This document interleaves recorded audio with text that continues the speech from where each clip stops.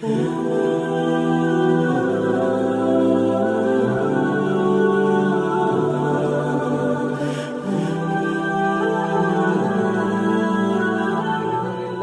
العالمين والصلاة والسلام على رسوله الكريم أما بعد فأعوذ بالله من الشيطان الرجيم بسم الله الرحمن الرحيم وقرن في بيوتكن ولا تبرجن تبرج الجاهلية الأولى صدق الله العظيم.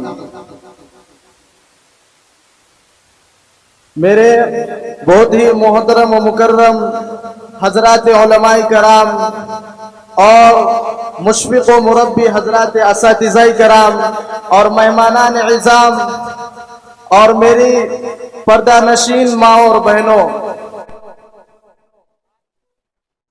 مبارک اجلاس میں میں آپ حضرات کے سامنے پردہ اور حجاب حالات حاضرہ کی نظر میں اس عنوان پر کچھ عرض کرنا چاہوں گا.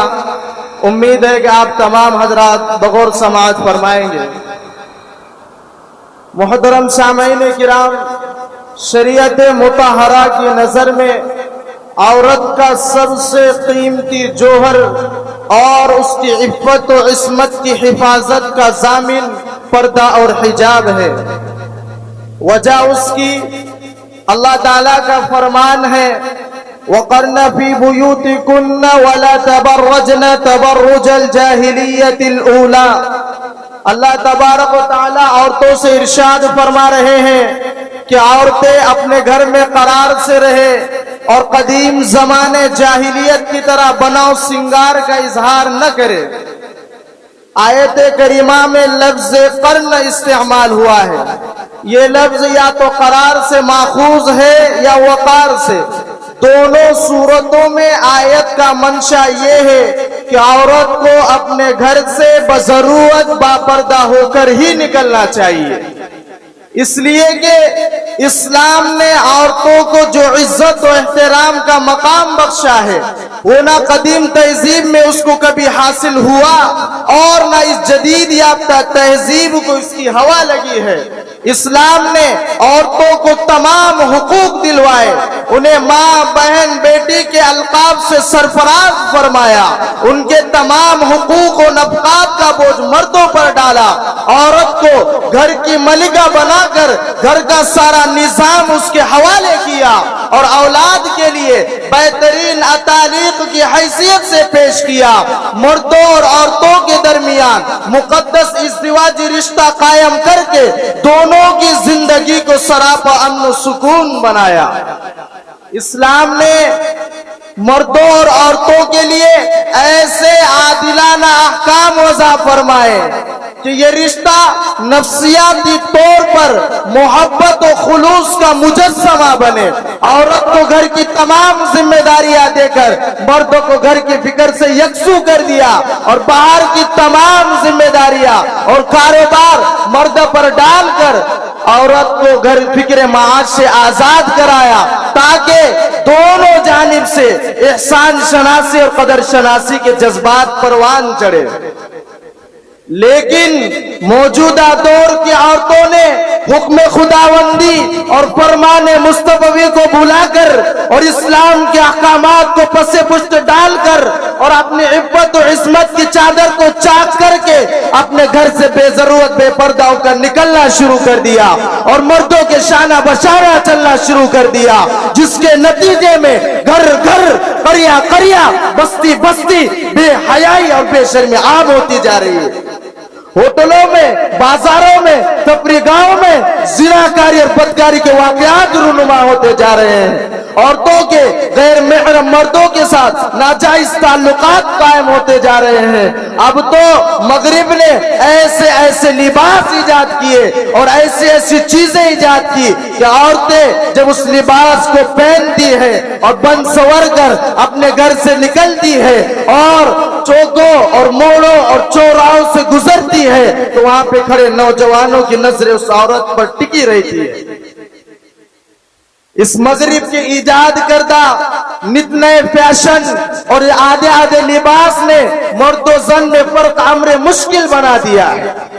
किसी शायर ने क्या ही खूब कहा है, लिबास से नौ में रखी है रियायत ऐसी टेलर ने, लिबास नौ में रखी है रियायत ऐसी टेलर ने, जिससे जिन्स की हेरा फेरी मालूम होती है। पता मुश्किल से चलता है मुज़क्कर और मुअन्नस का, कभी मालूम होता है कभी मालूम होती है।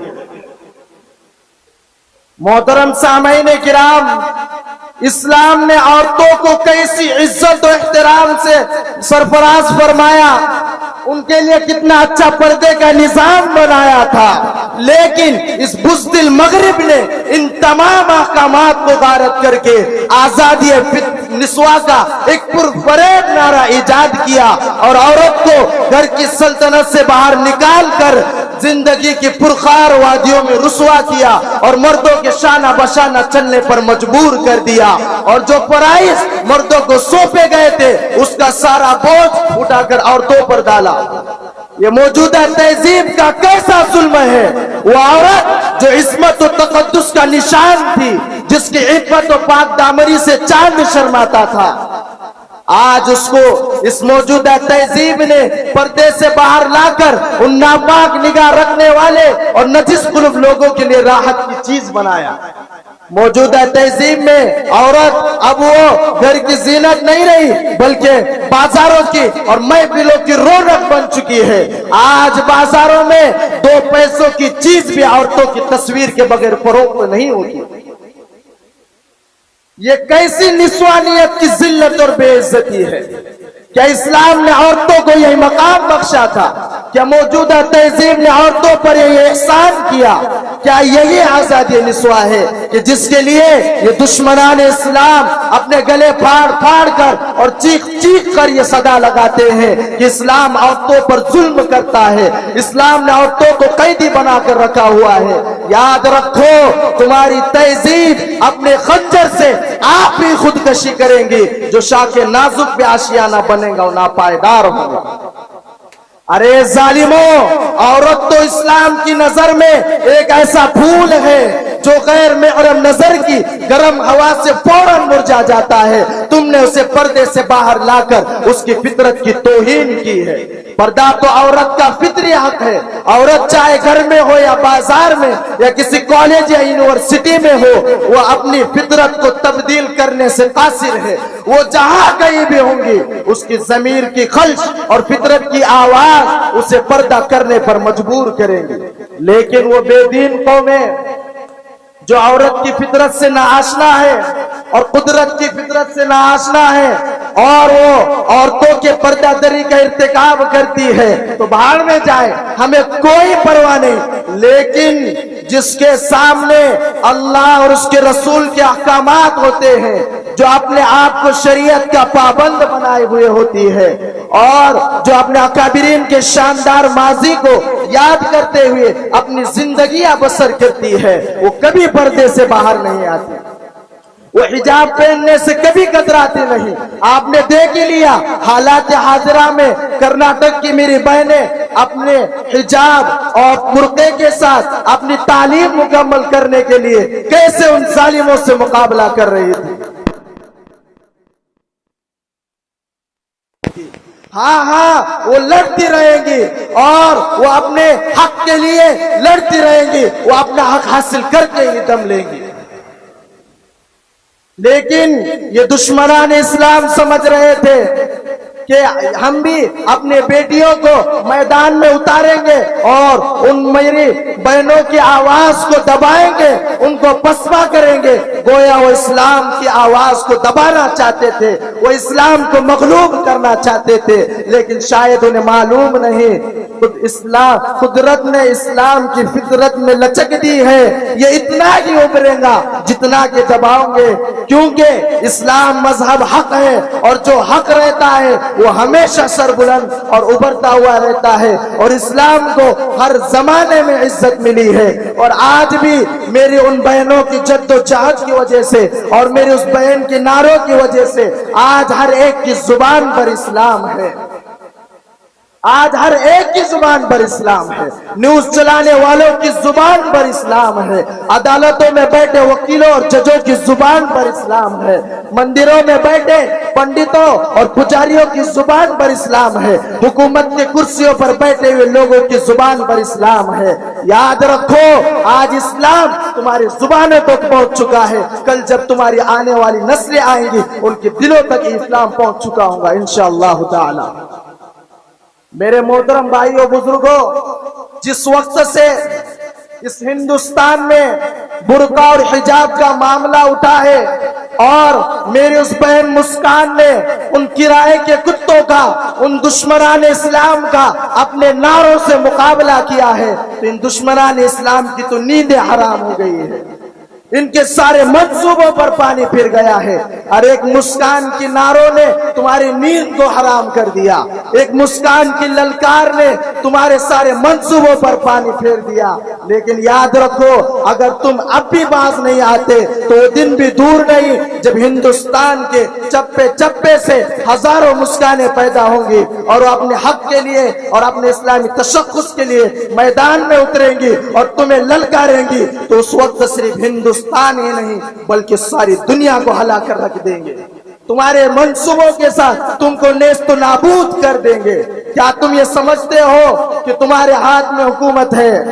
قانون بنانے اور فیصلہ کرنے کا اختیار تمہارے ہاتھوں میں ہے، اس لیے تم جو چاہے وہ کرو گے۔ تو سن لو، لشکر بھی تمہارا ہے، قانون بھی تمہارا ہے، تم جھوٹ کو سچ لکھ دو، اخبار بھی تمہارا ہے، خون مظلوم زیادہ نہیں بہنے والا، ظلم کا دور بہت دن نہیں چلنے والا، ان اندھیروں کا جگر چیر کر نور آئے گا، تم ہو فرعون تو موسیٰ بھی ضرور آئے گا۔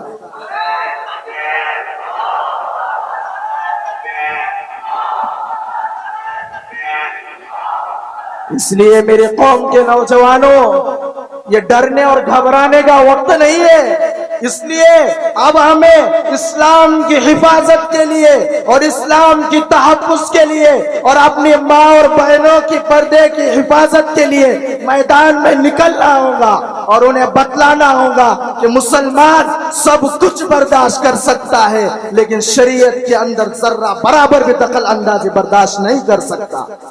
اس لیے ہمیں اب غفلت کی نیند سے بیدار ہونا پڑے گا، اس عیش پرستی کے ماحول کو چھوڑنا ہوگا، اس لیے کہ مسئلہ تو ابھی زہرا کی بیٹیوں نے سنبھال رکھا ہے، منظر تو تب بدلے گا جب علی کے بیٹے میدان میں اتریں گے۔ اس لیے میری قوم کے نوجوانوں، آ جاؤ اسلام پر مر مٹنے کے لیے، اسلام کی حفاظت کے لیے، اسلام پر مر مٹنے جاؤ۔ پناہ باللہ کی تہ میں بقا کا راز مضمر ہے، جسے مرنا نہیں آتا اسے جینا نہیں آتا، وہ مرد نہیں جو ڈر جائے حالات کی خونی منظر سے، جس حال میں جینا مشکل ہو اس حال میں جینا مردی ہے، ہمارے جسم زخموں سے چور سہیں، تم اپنے شکستہ تیر گنو، خود اہل ترکش بولیں گے یہ بازی کس نے ہاری ہے، یہ بازی حق کی بازی ہے، یہ بازی تم ہی ہارو گے، گھر گھر سے مجاہد نکلے گا، تم کتنے مجاہد مارو گے۔